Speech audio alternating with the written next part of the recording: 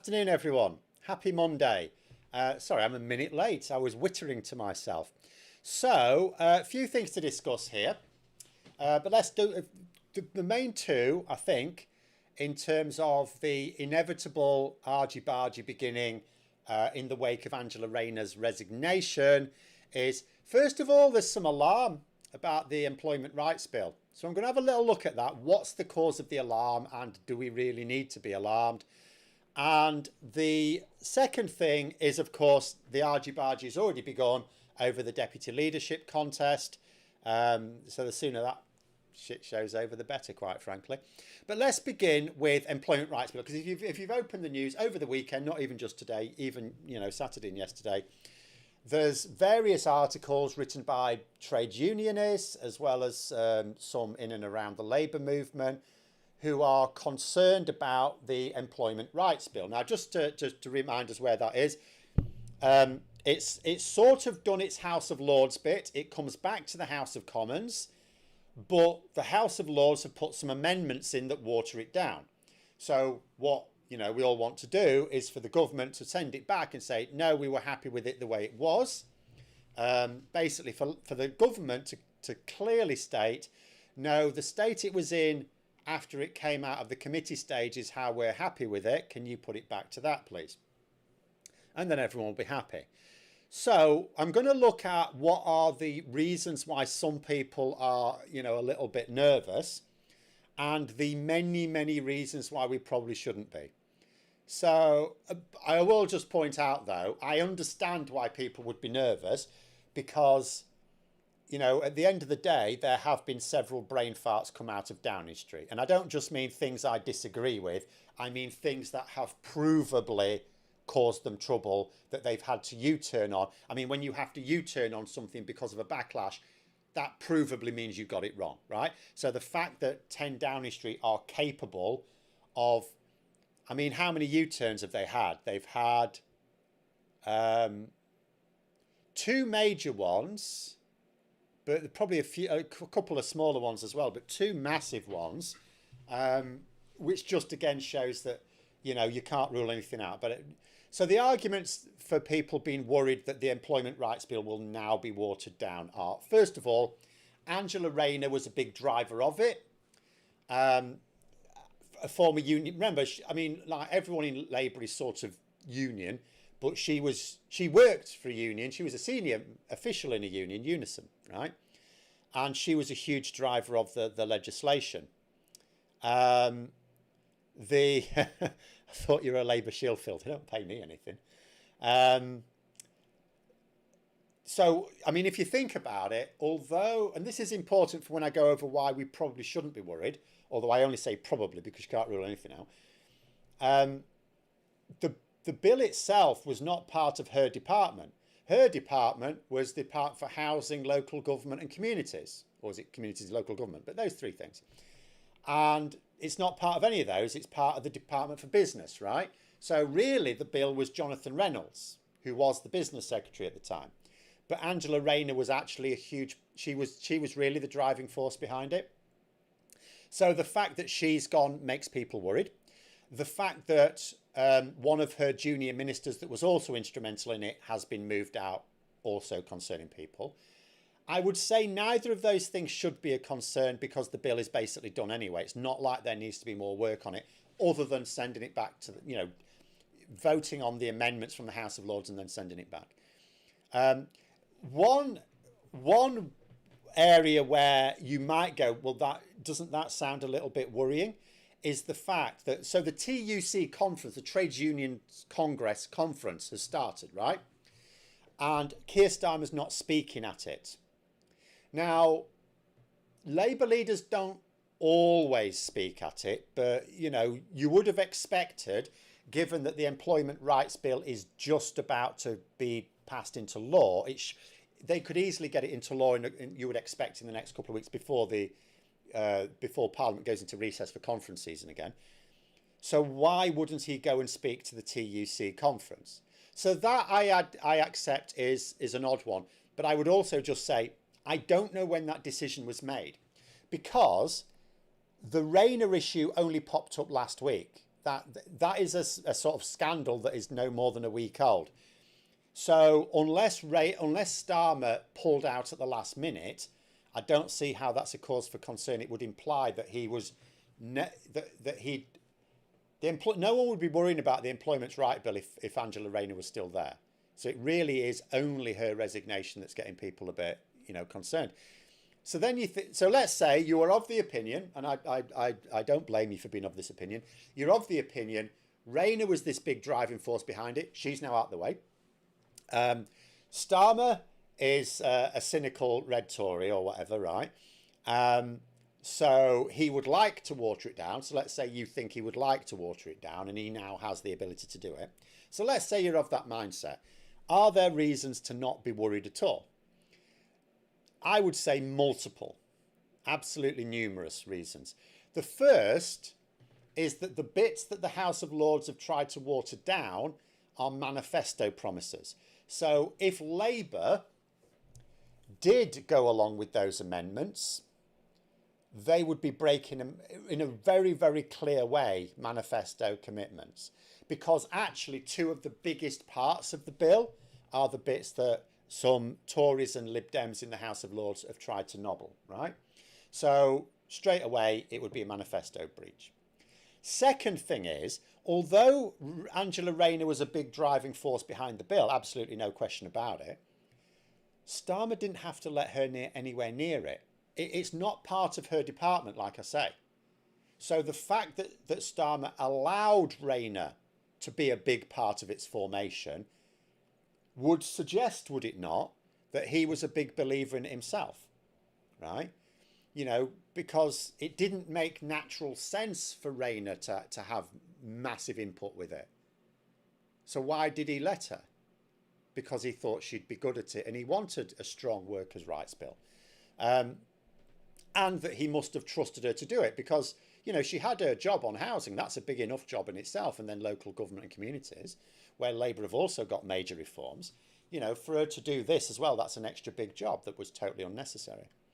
The other thing is, Starmer has made it very, very clear that he views economic success not as determined by the Institute for Fiscal Studies or Treasury accountants or anything like that, but how people feel it, how voters feel it in their pockets. And this legislation is a key part of that. This legislation will help ordinary people get a better deal. That's the whole point of it. Another thing is, let's say Starmer did weaken the bill, right? Let's say at this point it's almost done, but let's say he allows some dilution of it. It would create a row with unions because they're happy with it at the moment. They're the ones like Sharon Graham and Paul Nowak, people like that are the ones who are going, don't you bloody dare, don't you bloody dare, right? They would be apoplectic, right? But also it would, just before your conference as well, right? Put it this way, Labour are in a tough spot. They're heading into their conference with not a lot to cheer about and with a deputy leadership contest underway, because I don't think that's going to be done and dusted in the next few weeks. That's going to take a couple of months, surely, at least. And that's if you try and ram it through, which they should do. So that leadership contest is still going to be going on during the conference. So the conference is going to be a hotbed of basically criticising, self-critical analysis, right? So you need some good news going into it. Nobody at that conference will consider a dilution of workers' rights at the last moment something to cheer about. So just before the conference, he'd be picking a fight with unions and picking a fight with his own MPs. After the bruising encounters he's already had this year, who thinks he would really want that? So I would say, even if you thought Starmer might want to go soft on it, and I don't think there is any evidence, but let's say you did, I get that. Would he really want to start a fight, an unnecessary fight, by the way, because even businesses have bought into the Employment Rights Bill, right? Because I keep saying, good businesses don't have to do much anyway, because they already do this, right? But even the bad, they've sort of factored it in, because Labour were clear about it for a long time. So everyone's bought into it. Is he really going to pick a fight with unions and his own backbenchers again? Because I'll tell you something else. If Keir Starmer tells his MPs to vote in favour of that Lib Dem Tory amendment, I think they'd rebel against that, don't you? So why would he risk another damaging row? Especially, this comes on to the deputy leadership contest, especially as he wants his pick. He wants party members to vote for his choice for deputy leader. Now, I strongly suspect they're not going to do that. But if he even wants to try and ask them to do that, he's not going to do it if he dilutes workers' rights, because he just gives them another excuse to like vote for someone he doesn't want, right? So again, strategically, absolute non-starter, the idea that it would be watered down. This is the single most popular project, because it's also stunningly popular with voters, including those voters that are the Reform UK appeal to. So, I mean, I'm sure some of you have seen that those vox pops around Clacton, where they were asking about, what do you think about these various dodgy business practices? And they all said, oh, they're against them. So what would you think about a bill that is going to make them all illegal? And they go, oh, that would be a good idea to support that. So who do you think voted against it? And they're like, no. Well, I'll give you a clue. It was your MP. And they all went, no, Nigel? No, not our Nigel. Oh, I'll be having words with him next time I see him, which will probably be in like 4 years. So it's hugely popular. I get how people are going until Starmer comes out and says, no, we're not watering it down unequivocally. I get how people will be worried. I do appreciate it. But I just look at it and I think there's so many reasons why it would make no sense for him to do it, even if you thought he wanted to. And again, I don't think there's any evidence he does. But I also get, when you consider some of the brain farts that have come out of number 10 in the last year, you can't rule something out on the basis that it would be stupid, But I do think there are multiple reasons not to panic. Anyway, a couple of comments before we go on to the next bit. Justin Madders is quite concerned. There's a lot of people quite concerned. Well, actually, I'll point out two things. When someone says they're concerned, it doesn't actually mean they're concerned. Like, take Paul Nowak, for example. He's he's in charge of the TUC, so he's leading the TUC conference. Took over from Francis O'Grady. He seems all right, actually. I'm still not. I mean, obviously, give him another bit of time. He's not been in the post that long, but I quite like him. But if you read what he says, he's quite circumspect about it. He's basically going, don't water it down, but I don't think you're going to, which is probably the right attitude to take. But some of the people who claim they're concerned about it, what they're doing, it's a bit like businesses who have been moaning in the press about taxes this summer. It's not because they've got particular concerns. They just want to make it clear to Rachel Reeves the consequence of doing something they don't like. I think people are doing the same thing in the media here. Because how do you tell the difference between someone who's genuinely concerned and someone who just wants to make it clear that Starmer shouldn't be thinking about it, right? Someone who just wants to, do you know what I mean, make sure that Starmer's clear on the pushback there will be if he does it, right? Because if you're going to influence a government decision, you need to do it before they announce it to the public. Because once they announce it to the public, they're sort of committed. The only way to change their mind then, they've got to go through a damaging, embarrassing U-turn, right? So it's better to get them to, not have to U-turn. Do you know what I mean? TUC would be a platform for highlighting the Employment Right Bill. Yeah, it absolutely would. So I do think it's a strange decision of Starmer's to not address them. I assume he was invited. Again, it's not like it's not always the thing that the Labour leader addresses them. But I would have thought this was a good time to do it. But like I said, was Starmer due to address them and pulled out in the last week? If that would look dodgy. But I don't think that's happened. So that means he must have sort of said back when they were working out the schedule, no, not this year, thanks, I'm busy. In which case, I don't think that's a cause for concern. because up until last week, no one had any concerns of the Employment Rights Bill. It was going to go through exactly as Labour intended. Anyway, apparently Emily Thornberry, when asked on latest Tory Kunzberg show, says she's thinking about in terms of the deputy leader post. Yeah, so let's go through the deputy leader thing, because there's argy bargy there as well. Bergen's having a bit of a moan about it because he's going, oh, they're not giving us much time to get nominations. So the rule is, right, there's multiple stages for this contest. There's three main stages. The first is you have to gather support of 20% of Labour MPs. So that's basically about 80 Labour MPs. That's your first hurdle. And then your second hurdle is you've then got to gather support from enough constituency Labour parties and unions. You need a certain amount of those. And then you go on to the actual ballot that goes to members, party members. And then it's a preferential, a ranked, an alternative vote system, basically. You rank your preferences on the ballot. So it's a good system. You notice they don't use first past the post for internal elections, because who would use first past the post? What a shit system, right? So, yeah, the Tories are the same. Do you notice how they never use first past the post for their own internal elections? It's just the rest of us mugs that have to use it.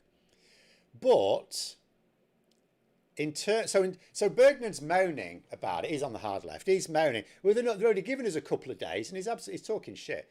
They've got till Thursday, I think, which basically would be a week. They would have had a week, because just because they've announced the way it's going to be carried out today, like, they knew there was going to be a contest on Friday. So anyone who wanted to enter it, I mean, first, actually, even before Friday, as soon as Angela Rayner was referred to the ethics advisor, there was a chance she would fall foul of it. I mean, as you know, I really didn't think she would have been as careless as she has. So I thought she'd be okay. But, there was a risk she wouldn't be. So anyone even thinking about it would have actually been thinking about it since last Wednesday, right? So but certainly from Friday. So they'll have had from Friday all the way to next Thursday. I'm sorry, anyone who cannot get 80 nominations in a week is basically an also-ran, and we don't need to string the contest out for also-rans. This contest should actually be done as quickly as possible, because while it goes on, it's damaging, because inevitably the people who want to stand for it have to criticise Labour's mistakes. They have to. That is part. I'm not criticising that. Louise Hager's been doing it. Emily Thornberry's been doing it. Several others, without even an excuse, have been doing it. But that's a necessary part of it. That's what you've got to do.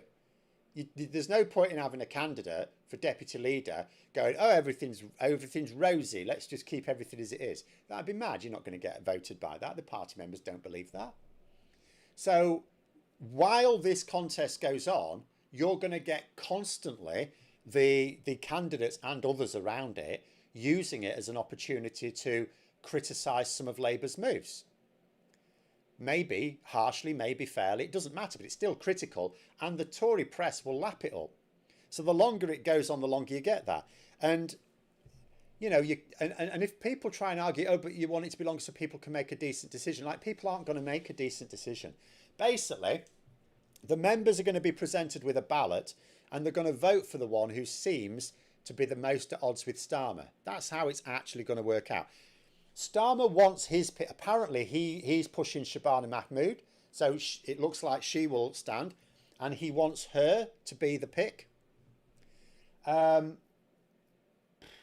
don't think the members will support someone who is seen as in Starmer's pocket. I don't think they're going to do that. So the only way she would have it would be if Labour MPs basically only picked one candidate. Because that could happen. When I say there's these three stages, they don't have to be. If there's only one candidate, if there's only one person gets the 80 nominations, that's it. And that can happen. The same thing happened with Gordon Brown, didn't it, when he became Prime Minister? Labour leader and therefore Prime Minister. There was no contest. Nominations were sought, right? but he was the only one that got enough. So it was basically a coronation. So the same thing could happen. I just strongly suspect it will not. Emily Thornberry, I think, would be good. But I'll tell you what, I'll capture some comments and I'm going to ask you a question.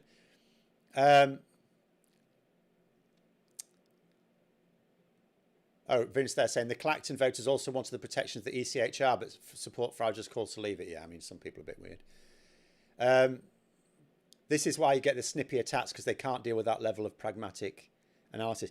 What we do need is someone pragmatic. We do want someone who challenges Starmer in cabinet. I get that. Like Angela Rayner did, Emily Thornberry would. There's a few others that would, but behind closed doors. Do not use it as here's the thing, and this is why you can do it really quickly. You know, you don't need a lot of time to consider it. The deputy leader doesn't have any power at all. All that happens is they become interim leader when Starmer steps down for whatever reason at whatever time. That's it. But while they are deputy leader, not interim, that's the only time they get any power, when they're interim leader. Before that point, they have no power at all. None at all. So if people, oh no, we need to make sure we get the right person. Let me tell you what the right person is, right? The right person is someone who does what Angela Rayner did and puts the party and the project, the government project first, right? They have their disagreements behind closed doors. That is the right person. And there might be 100 people who will all do that perfectly well. The right to flexible working in this, of course, not your employer now just has to formally write to you, deny flexible working. They have to, yeah, but they'd have to give reasons. They do have to give reasons. I mean, yeah, requesting flexible, you can't have a situation where requesting flexible reason means that you automatically have to get it, but there can, and this is what the law will do, there's a presumption that you need to have a sound business reason for denying it. Do I think Emma Reynolds is a suitable replacement for Steve Reid at DEFRA?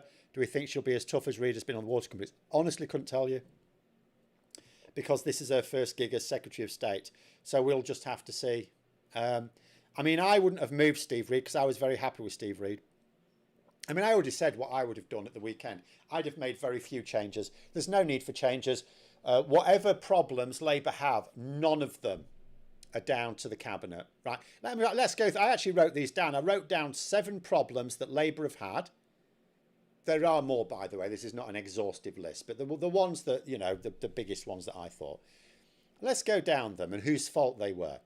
So first, there's a general perception amongst the public that things aren't changing quickly enough. Now, whose fault is that? Well, the public are being unfairly impatient. So you could say the public, but you could also say that's piss poor comms. So that's Starmer's fault, right? Second, winter fuel allowance. Now, that policy came out of the Treasury, so Rachel Reeves, a bit responsible, but it's still Starmer's fault because number 10 should have gone, don't be stupid. It didn't get announced to the public before going through number 10. Nothing, all of these sort of policies go through number 10 first. The farmers' inheritance tax is not actually a big deal in terms of like electoral strategy, but it was still an unnecessary cause of friction. That's more Reeves's fault than Starmer's, I would say. It's not the sort of policy that 10 Downing Street would necessarily go, ooh, could you not do something different? But they could have at least asked them to query it. Is there not a way to punish the fake farmers more and the real farmers less? Disability cuts, that's 100% number 10's fault. That didn't come from the Department for Work and Pensions. That came from the Treasury in terms of we need to save money. But again, Downing Street. So that's actually a combination of Reeves and Starmer's fault. They both take responsibility for that. But the wider cabinet, it's no fault of theirs. The trans issues, that's clearly from central leadership. That's Starmer's fault. The unnecessary battle with Palestine Action supporters, you know, would it have not just been better to have toughened up sentencing guidelines so that people who damage, or make a new law, people that damage military assets get minimum 10 years in prison or something? I don't know, you know, but a harsher sentence, should we say? Because this is not only a stunningly bad look when you're sort of arresting people who are clearly peacefully protesting, it's wasting police resources. You've got police arresting hundreds of people at a time. It's ridiculous. I mean, yes, I blame the idiots behind it as well. I've said that. It's their fault, you know. But it's for the government to be the grown-ups. We always understand the public are not very grown up, right? What should have happened is just harsher sentencing for the actual perpetrators, and then let their supporters protest to their heart's content. Next one was not stopping the boats. Again, that was no fault of Yvette Cooper or anyone else. That's a central leadership decision that they're not going to stop the boats. And I know it's too early to actually stop the boats, but Labour are committing to never stopping them. So it seems to me their plan right now is, because you know this thing about, you know, moving them from hotels to barracks, military barracks. So the plan seems to be, if you can work out some, what should we say, uncontentious accommodation to the point where people might not mind the boats. If it's like, if they're not seen as in their communities, are Labour banking on the fact that people will think, well, we're not actually that bothered about the boats as long as they're being picked up and taken to somewhere that sounds like a prison camp. So maybe that's their plan. I don't know, but I don't think it's the best solution. None of those are the fault of any cabinet minister. So the idea that Starmer's like done this Mad Hatter's change places everyone and then go, right, I need you all to step up now. And I don't know if that is what happened. That's what's been reported. It doesn't necessarily mean that's what actually has happened. But, you know, I'd say that was a bit cheeky, because all of the problems Labour have right now are not down. They're down to Keir Starmer and Rachel Reeves, right? Mostly Keir Starmer. And everyone knows that as well. So that's why the party members are very likely to vote for a candidate that is seen as being the one that's most, that will most take Starmer to task. Which is why I would support Emily Thornberry, because she will do that. We know that Starmer sidelined her because she was in the shadow cabinet but not the cabinet. So she has that appeal to party members. She's an outside. She's enough of an outsider, but she's also pragmatic, and she puts the party first. So she will put the government first. She will, ahead of her own, like, you know, any sort of private axes she's got to grind. So that would come from that. Orange Pagan there saying, a lot of these problems seem to come from number 10. Does that not speak to Starmer's lack of leadership skills?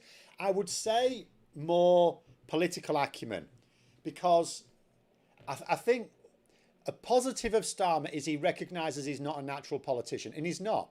In fact, I was talking about, you know, to a stream yesterday, as well as my wife, and you think about these things and you think, if you consider past prime ministers, right, mostly prime ministers have had a lot of political experience before they ever become leader of their party. That's not the case for either Keir Starmer or his predecessor, Rishi Sunak. Both of them became MPs in 2015. Rishi Sunak became his party leader in 2022. So that was like 7.5 years after becoming an MP. And he became Prime Minister at the same time, of course. Keir Starmer, it took long to become Prime Minister, but he became his party's leader less than 5 years after becoming an MP. Now, you can say the same thing of David Cameron, because David Cameron became an MP in 2001 and was made party leader in 2005. But he had a lot of government experience. Like, for example, he was an advisor to Norman Lamont. So he was at the top end of government as an advisor, as an official, for decades. So he had loads of experience. So Starmer and Sunak, none of them had experience. But Starmer recognises that, and so he takes advice, right? He says, well, you know, these are the advisors I trust, so I'm going to listen to you guys. The problem is he's got the wrong advisors. That's the problem. He's got the wrong advisors. So I don't think it's strictly a leadership issue. I think it's a failure to appoint the right people, which is, you could argue, is part of the role of a leadership. But it is what it is. Say challenging in cabinet is a good thing. Challenging public self-destructive. Yes, you need them to be challenged. You cannot have groupthink, and that's the worry that people have. That number 10 is full of I have that worry that number 10 is full of groupthink. Fatal. So the cabinet cannot be. But let me ask you a question, because Harriet Harman's weighed in on this. She was, of course, a former deputy leader and interim leader when Gordon Brown stepped down. So she said this, an election for the deputy leadership when Labour is in government just shortly after our first year of government is very different than a deputy leadership election when you're trying to set out a new direction for the party, rebuild the party after an election defeat. So she's basically saying, don't try to wreck the project, which I agree with.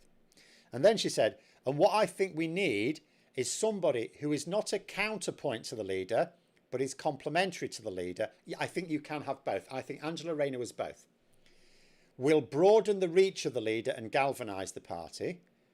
See, I would argue, unless they're seen as a counterpoint to the leader, see, they mustn't be publicly, but unless they're seen as a counterpoint, I don't think they will galvanise the party. But anyway, and she said the role of the deputy leader is not to provide an alternative oppositional voice, it's to be part of a team, the clue's in the name, which is true. The problem is that the system for appointing them invites oppositional choices. It invites it, doesn't it? The other thing she said is that it should be a woman not from London. Now, this is where it gets a bit tricky, because Emily Thornberry is a woman, but she's a London MP. So, I mean, obviously Harriet Harman isn't deciding this, by the way, but if lots of other party members agree, who's the choice, really? Shabana Mahmood is not from London, but she is sort of from the south of England. Jess Phillips, similar thing. Is there? There aren't really, you haven't got much in the way of choices from Scotland or Wales. So you are talking, if you're talking about this, you're talking someone from the north of England like Angela Rayner, aren't you? Is there anyone? Is there a woman from the north of England or the North Midlands who would be seen as challenging Starmer behind closed doors, but would be pragmatic enough not to, outside of it? I'm not sure. So I think this idea, because I don't know until I know who's standing, I'm not going to really pass too much comment. I'll just say that I would be more than happy with Thornberry.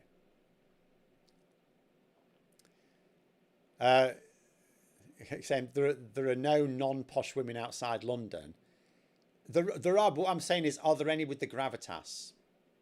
Because remember, Labour more than doubled their number of MPs at the last election. So they had very few MPs before. So they don't have that many experienced MPs. There's not that many. And when you consider that women have a tough old time in politics, there are not that many experienced, prominent female MPs with, I mean, there are more in Labour than the Conservatives, but there are not many. So if you have, what I'm saying is, if you have too many tick boxes on your requirements form, it can get a bit tricky. Can anyone?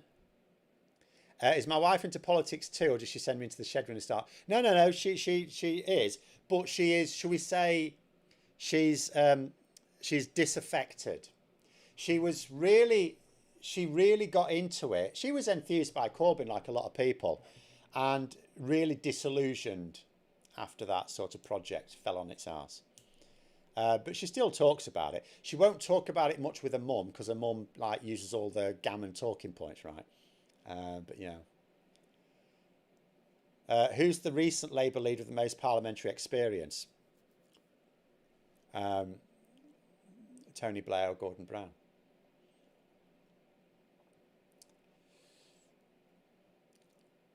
I mean, I'm not saying experience guarantees you'll be good, if that's what you're trying to allude to, but lack of experience doesn't half give you weaknesses.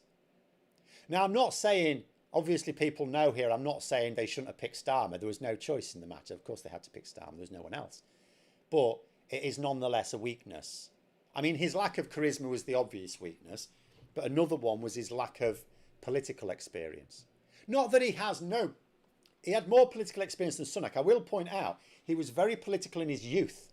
In fact, he was on the hard left in his youth. He was a trot, right?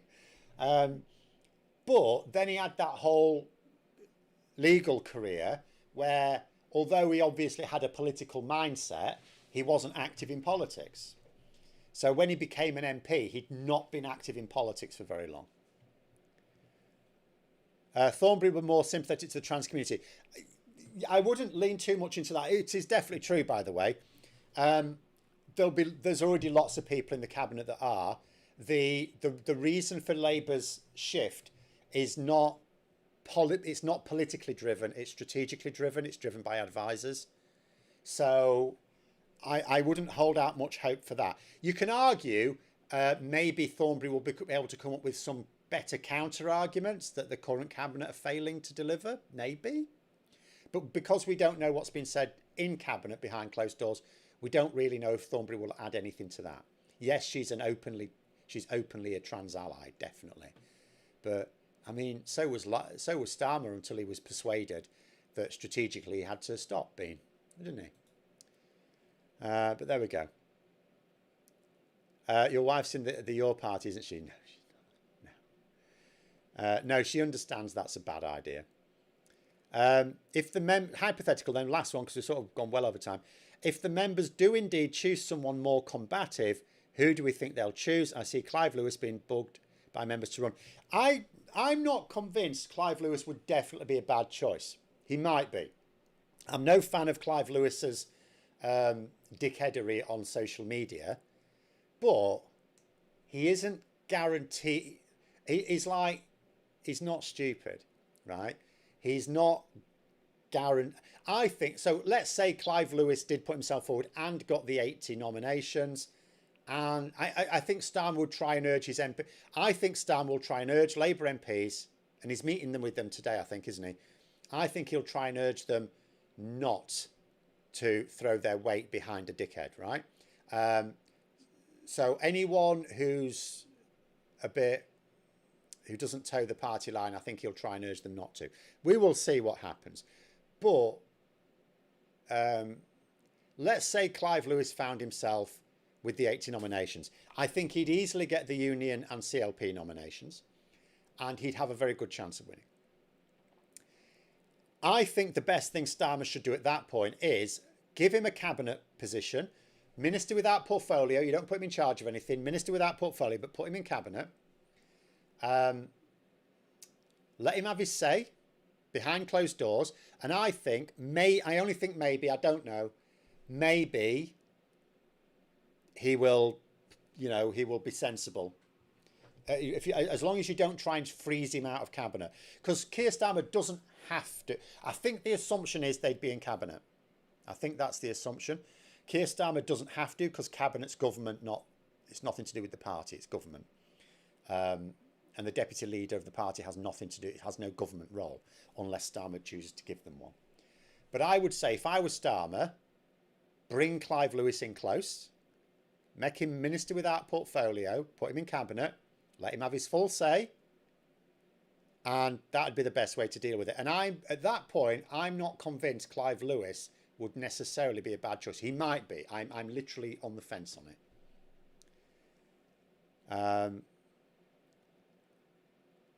But there it is. Why is Labour hemorrhaging a member every 10 minutes? Because people aren't very happy. I mean, that's obvious, isn't it? They're not very happy. A lot of even members, even party members don't necessarily know much about their party. So a lot of Labour members don't really know what Labour are doing because Labour aren't telling. Don't imagine that party members spend their time like I do finding out what's going on. They're people who mostly are willing to throw in a few quid a month to support the party. In some cases, even give up a lot of their time and wear out a lot of shoe leather. But they're not necessarily informed about what the party's doing, particularly if no one's telling them. A lot of party members don't even go to meetings, remember. So even if these things are discussed at meetings, They wouldn't necessarily know about it. And as for Labour's newsletters, I mean, I don't get them anymore, but they were shit. They don't inform you. They're rubbish, right? So that's why. It's really very easy to understand. But anyway, there we go. Thanks for coming, everyone. Good little chat. Have a great rest of day. I've got doom and gloom coming for the 1 o'clock video, I'm afraid, but we'll see if we've got something lighter for the 5 p.m. one. And until next time, I'll see you later.